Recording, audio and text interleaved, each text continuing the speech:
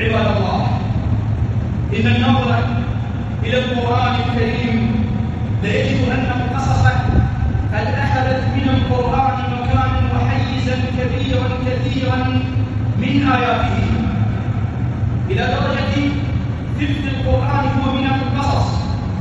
قال الله جل وعلا: لقد كان في قصصهم عبرة لأولي الألباب، دروس وعبر وفوائد ومواعظ عن طريق قصص القرآن لا من أجل التسلية. عباد الله، ومن هذه القصص وأطولها في القرآن الكريم ألا وهي قصة كريم الله النبي موسى عليه السلام، والتي ذكرت أكثر من 30 موضعا في القرآن الكريم، بل ذكر اسم موسى عليه السلام 184 مرة، وكأنما الذي يسمع بالقرآن كأنه أنزل على موسى من كثرة تكرار اسم نبي الله موسى عليه السلام.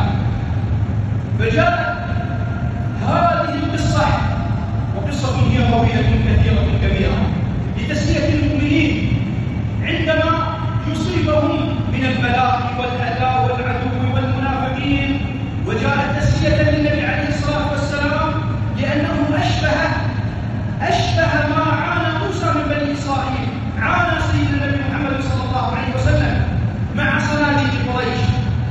ولذلك عباد الله، في مثل هذه الأيام ونحن في 6 من محرم قد حدثت في مثل هذه الأيام قصة نجاة موسى من فرعون.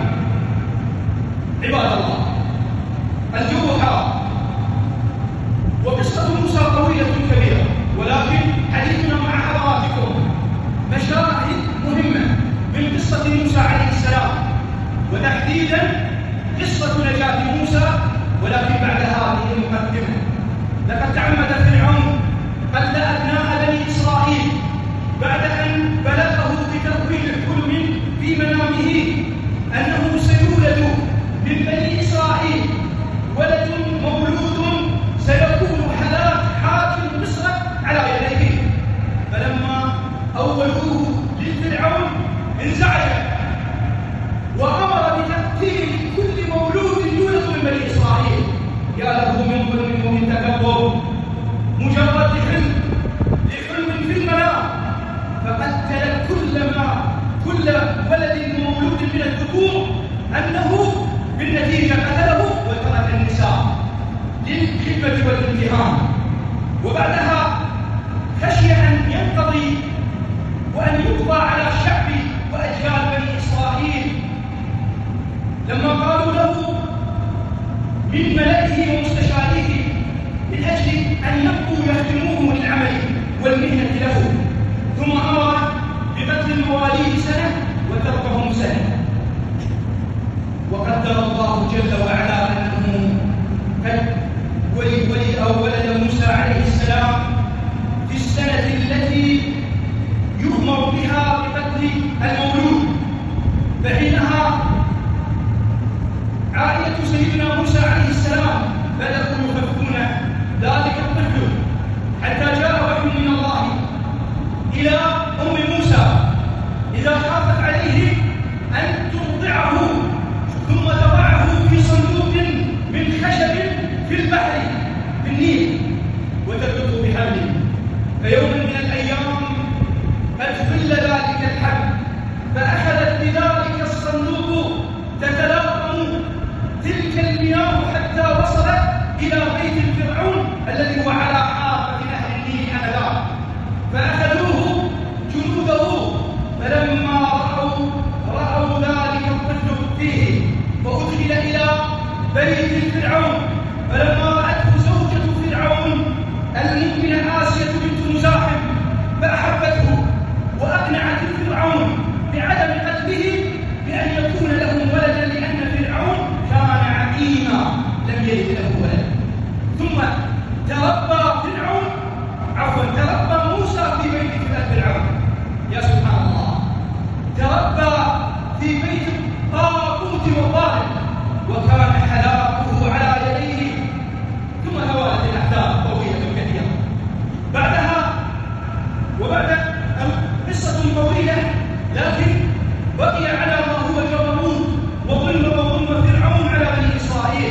بتقتيل الأبناء واستحياء النساء وتركهن للامتهان والخدمة.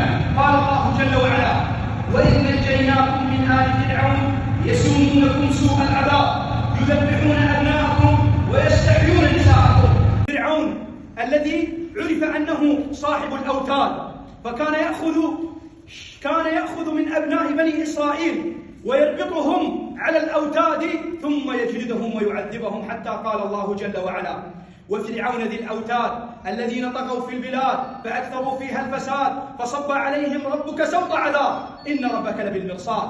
فرعون الذي ادعى الألوهية حتى قال: يا أيها الملأ ما علمت لكم من إله غيري، بل أنه ادعى الربوبية حتى قال: أنا ربكم الأعلى، بل أنه استهتر أكثر حتى قال لوزيره هامان، قال لما قال الله جل وعلا على لسانه وقال فرعون: يا هامان ابني لي صرحا لعلي أبلغ أسباب السماوات فأطلع إلى إله موسى.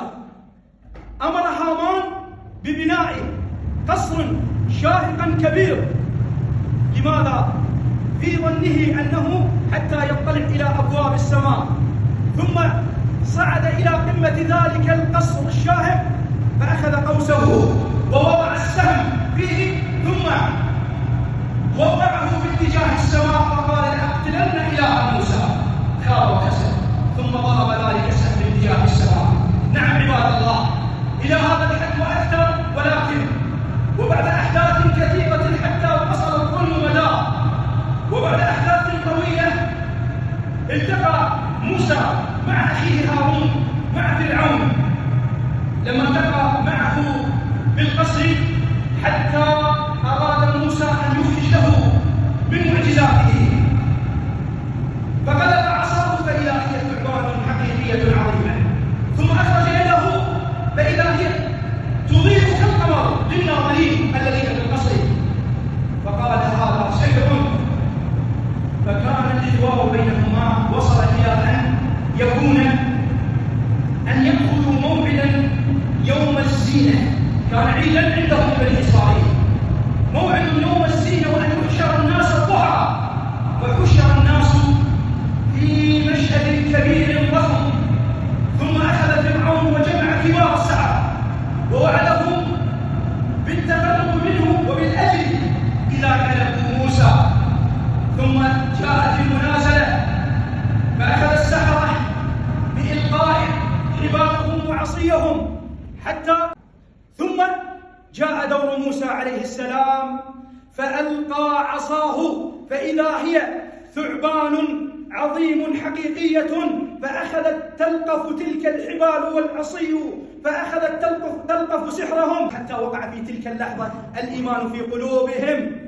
ثم بعدها سجدوا ووقعوا لله ساجدين، قالوا آمنا برب العالمين رب موسى وهارون. فكانت النتيجة أخذهم فرعون فحتى صلبهم على جذوع النخل.